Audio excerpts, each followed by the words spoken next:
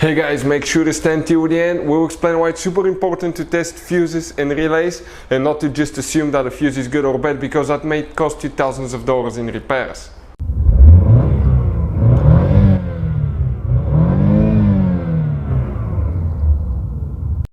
Hey guys, welcome back to Electrical Car Repair Live. Thank you guys for watching and subscribing to the channel. Today will be super helpful video to any of you having a Ford Mustang, 6th generation Ford Mustang, guys, from year 2015 to year 2023. If you guys need to find the fuse for the run start switch, or also known as ignition switch, stay with us. We'll explain where that fuse is located and why it's super important to test fuses as well, and where you can buy cheap fuses and relays from. All that will be covered today. Before we start, guys, let me tell you a little bit about us. Every single car we get here at the garage, guys, we make at least 200 to 300 free repair videos. We take them completely apart. We take engines apart, transmission. We show you how to fix pretty much almost anything, guys.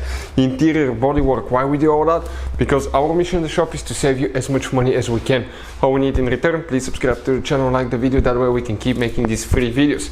And if you guys have a Ford Mustang, that generation, 6th generation, from year 2015 to year 2023, we'll be, guys, taking that car completely apart and we'll show you how to fix almost anything. So if you need to buy any parts, tools at a good price and quick shipping, check out the link in the description of the video below. That's where we get all our tool supplies from, and you can, guys, save a ton of money. Let's start on it now.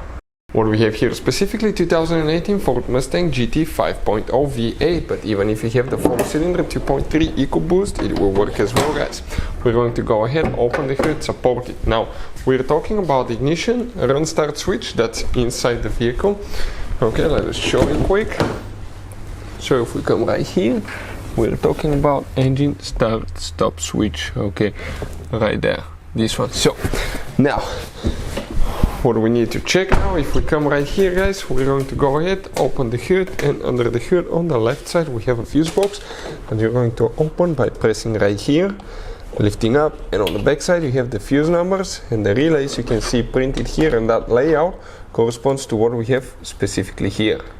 It is, guys, very important to test fuses and relays. On those fuses you cannot clearly see if they're burnt or not, especially you can see in the J-case fuses as well.